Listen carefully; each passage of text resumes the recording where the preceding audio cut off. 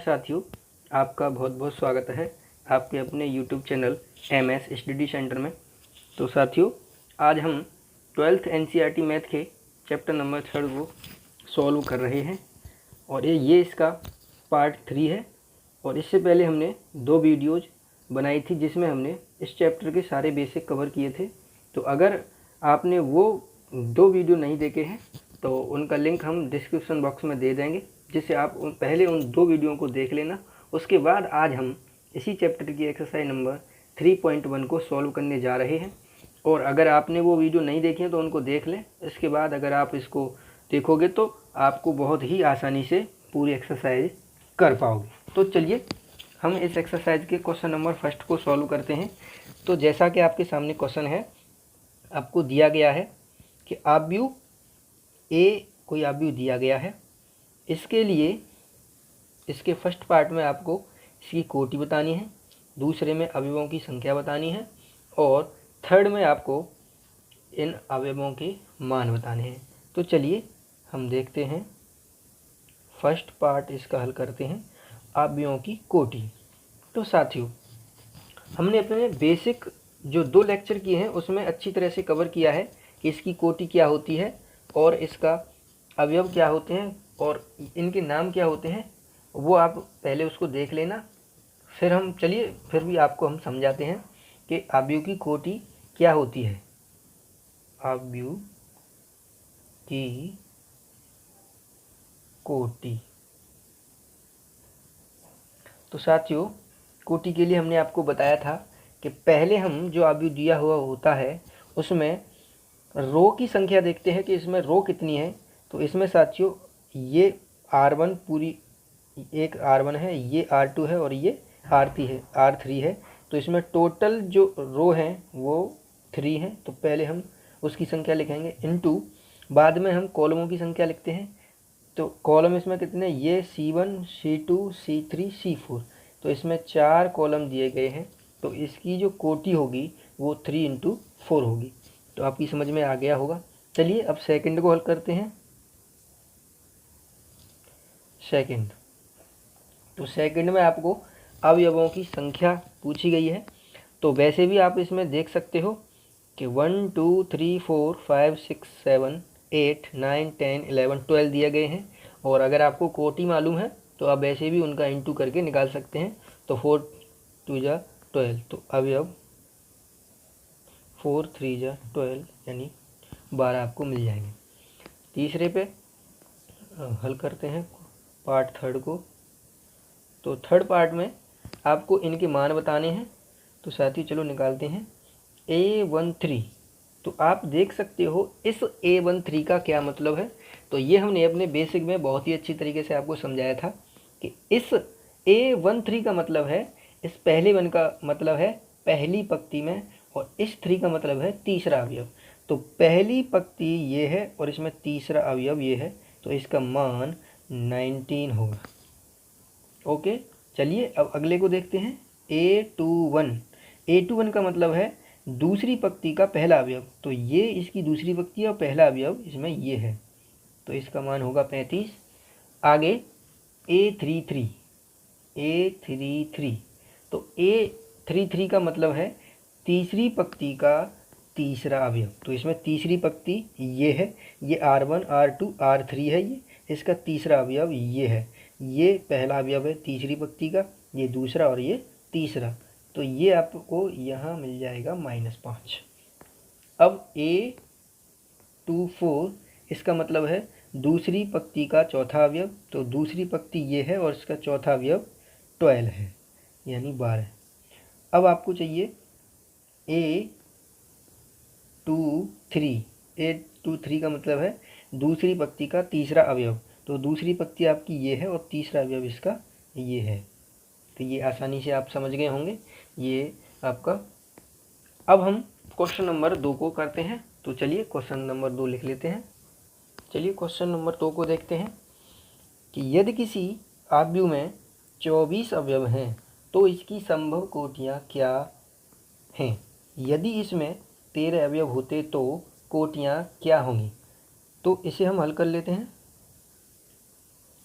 तो अगर किसी आव्यूह में 24 अवयव हैं तो आप ध्यान से देखिए, ये जो 24 है इसको आप किस तरह से लिख सकते हो। एक तो आप 6 × 4 लिख सकते हो, या आप इसको 4 × 6 लिख सकते हो, या आप इसको 8 × 3 लिख सकते हो, या आप इसको 3 × 8 लिख सकते हो, या आप इसको 12 × 2 लिख सकते हो, या 2 × 12 लिख सकते हो, या आप इसको 24 × 1 लिख सकते हो, या 1 × 24 लिख सकते हो। तो 24 को इस प्रकार से लिखा जा सकता है, या तो 4 × 6 × 4, या 4 × 6, या 8 × 3, 3 × 8, 4 × 2, 12 × 2, या 2 × 12, और 24 × 1, या 1 × 24। तो इसकी जो कोटियाँ हैं, इतनी संभव कोटियाँ हो सकती हैं। इसकी संभव कोटियाँ 6 × 4, या और 4 × 6, और 8 × 3, और 3 × 8, या और 12 × 2, और 2 × 12, और 24 × 1, और 1 × 24। तो इसकी इतनी संभव कोटियाँ हो सकती हैं।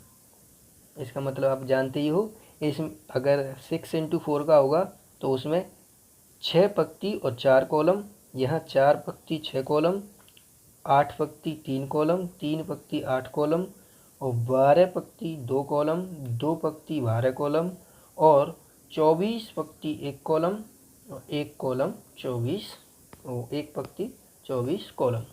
तो इस प्रकार से आप यहाँ पे संभव कोटियाँ लिख सकते हो। अगर इसमें 13 अवयव होते तो आप 13 को क्या लिख सकते हो, 1 × 13, या 13 × 1। इससे ज़्यादा आप नहीं लिख सकते हो। तो जब किसी आव्यूह में 13 अवयव होंगे तो उसे या तो 1 × 13 या 13 × 1 के रूप में लिखा जा सकता है, या तो उसमें एक पंक्ति होगी 13 कॉलम होंगे, या उसमें 13 पंक्ति होंगी 1 कॉलम होगा। तो इस प्रकार से आप इस क्वेश्चन को सॉल्व कर सकते हो। और इसी प्रकार आपका क्वेश्चन नंबर 3 दिया गया है, तो उसे भी आप आसानी से कर सकते हो। तो चलिए हम इससे आगे क्वेश्चन नंबर 4 देखते हैं। अगर आपको तीसरे क्वेश्चन में कोई परेशानी होती है तो आप हमको कमेंट करके बता देना, मैं उसको बता दूंगा। इसे बहुत ही सिंपल है, इसी क्वेश्चन की तरह आराम से सॉल्व हो जाएगा। तो चलिए क्वेश्चन नंबर 4 को देखते हैं। चलिए क्वेश्चन नंबर 4 को हल करते हैं।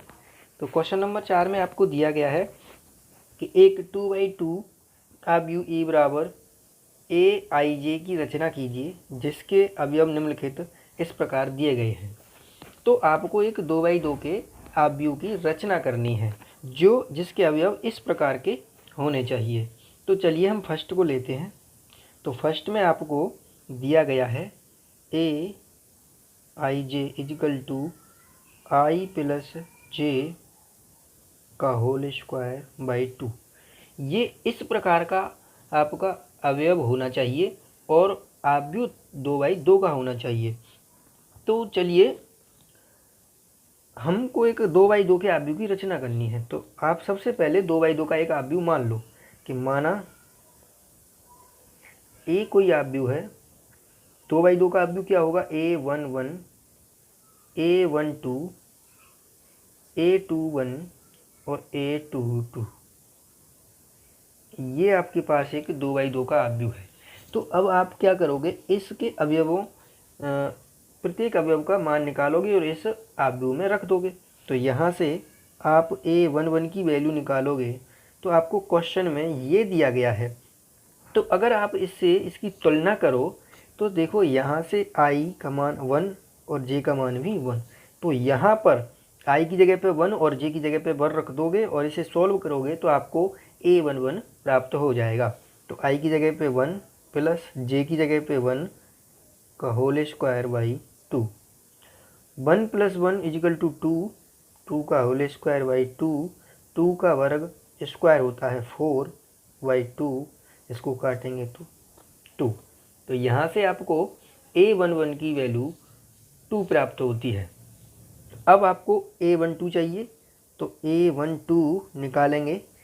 अब इससे तुलना करोगे तो i का मान 1 है और j का मान 2 है। इस i का मान 1 और 2 का मान j का मान 2 यहाँ पे आप रख दो। तो i का मान 1 प्लस j का मान है 2 का होल स्क्वायर बाई 2। तो 1 प्लस 2 3 होता है। 3 का स्क्वायर बाई 2 इजिकल टू 3 का वर्ग करेंगे तो 9 होगा, 9/2। तो इस प्रकार A12 की वैल्यू आपको 9/2 प्राप्त होती है। अब यहाँ से आपको A21 की वैल्यू निकालनी है।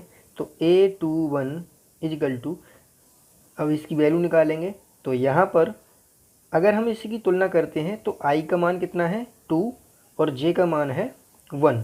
तो इस वैल्यू को यहाँ पर आप रख दो। तो i की जगह पे कितना रखना है 2 प्लस j की जगह पे आपको रखना है 1 का होल स्क्वायर बाई 2। तो 2 और 1 3 का स्क्वायर बाई 2, 3 का वर्ग होता है 9/2। तो यहाँ से आपको A21 की वैल्यू प्राप्त होती है 9/2। अब आपको A22 की वैल्यू चाहिए। तो A22 इजिकल टू, अब इससे इसकी तुलना करोगे तो i का मान 2 और j का मान भी 2। तो रख दीजिए 2 प्लस 2 का स्क्वायर बाई 2। तो 2 और 2 4 का स्क्वायर बाई 2, 2 का वर्ग 4 का वर्ग होता है 16/2 और अगर इसे काटेंगे तो ये होगा 8। तो यहाँ से आपको ये चारों अवयवों की वैल्यू आपने निकाल ली। अब आप यहाँ पर इसको रख दीजिए। तो a इजिकल टू A11 की वैल्यू आपने निकाली है 2 और A12 की वैल्यू आपने निकाली है 9/2 और A21 की वैल्यू आपने निकाली है 9/2 और A22 की वैल्यू आपने निकाली है 8। तो इस प्रकार से आप 2/2 के अवयव की आसानी से रचना कर सकते हो। चलिए इसका दूसरा पार्ट देखते हैं। तो इस बार आपको सेकंड पार्ट में Aij इजिकल टू i/j दिया गया है और आपको 2/2 के अवयव की रचना करनी है। तो सबसे पहले आप क्या करोगे, एक 2/2 का अवयव मानोगे। माना a बराबर A11 A12 A21 A22। इस प्रकार आपने एक अवयव को मान लिया। अब आप यहाँ पे प्रत्येक अवयव की वैल्यू निकालोगे। तो A11, तो अगर हम इससे इसकी तुलना करें तो i का मान 1 है, j का मान 1 है। तो i की जगह पे आप 1 रखोगे और j की जगह पे भी आप 1 रखोगे। तो 1/1 इजिकल टू 1 प्राप्त होगा। और यहाँ से आप A12 की वैल्यू निकालोगे। तो यहाँ पर i की जगह पे 1 है और j की जगह पे 2 है। इस वैल्यू को यहाँ पे रखो। तो i की वैल्यू 1 और j की वैल्यू 2। तो यहाँ से आपको A12 1/2 प्राप्त होता है।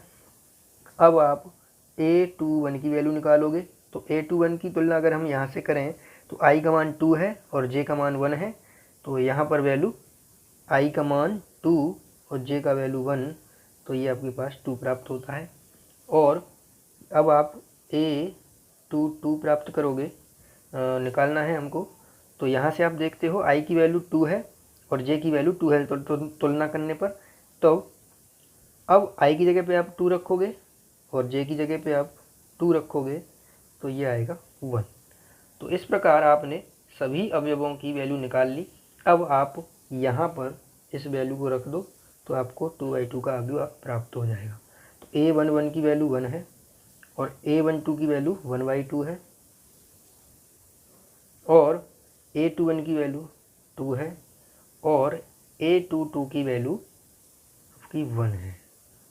तो इस प्रकार आप 2/2 का अवयव आसानी से आपको मिल जाएगा जब आपका अवयव इस प्रकार का हो।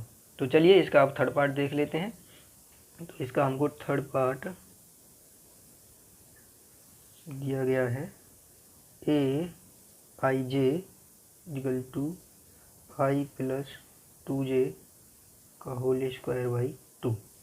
तो यहाँ से आप अब इसकी अवयव इस रूप का दिया गया है। तो फिर दोबारा से आप मानोगे। माना a बराबर 2/2 का अवयव आपको A11 A12 A21 A22 इस प्रकार का दिया गया है।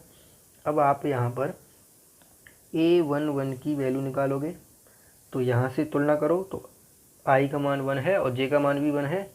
अब आप इस वैल्यू को यहाँ पर रख दो, तो i का मान 1 प्लस 2 इंटू जे का मान भी 1 है का होल स्क्वायर बाई 2। तो यहाँ से 2 2 1 जा 2, 2 और 1 3, तो 3 का स्क्वायर बाई 2, 3 का स्क्वायर होता है 9 बाई 2। तो आपने A11 की वैल्यू निकाल ली। अब आप A12 की वैल्यू निकाल लो। तो इससे तुलना करेंगे तो i की वैल्यू 1 है और j की वैल्यू 2 है। यहाँ पर i की वैल्यू 1 और j की वैल्यू 2 आप रख दो, तो 1 प्लस 2 इंटू 2 का होल स्क्वायर बाई 2, तो ये आपको मिलेगा 2 2 जा 4 प्लस 5 का स्क्वायर बाई 2, 5 का वर्ग 25/2। तो आपने इस प्रकार आपको A12 की वैल्यू मिल जाती है। अब आप A21 की वैल्यू निकाल लो। तो i तुलना करेंगे इसकी, तो i की वैल्यू 2 है और j की वैल्यू 1 है। तो इस वैल्यू को यहाँ पर रख दो, तो i की वैल्यू 2 प्लस 2, j का मान 1 है का होल स्क्वायर बाई 2। तो यहाँ ये 2 होगा, 2 और 2 4, और 4 का स्क्वायर 16 बाई 2 इजकल टू ये 8 आपको प्राप्त होता है। अब यहाँ से A22 की वैल्यू निकाल लो। तो A22 की यहाँ से तुलना करेंगे तो i की वैल्यू 2 है और j की वैल्यू 2 है। तो अब यहाँ पर इसमें i की वैल्यू 2 और j की वैल्यू 2 रख दो, तो 2 प्लस 2 इंटू 2 का होल स्क्वायर बाई 2, तो ये होगा 4, 2 प्लस 2 2 जा 4 का स्क्वायर बाई 2, ये होगा 6, 6 का वर्ग होता है 36 बाई 2, और ये आपको प्राप्त होगा इक्वल टू 80।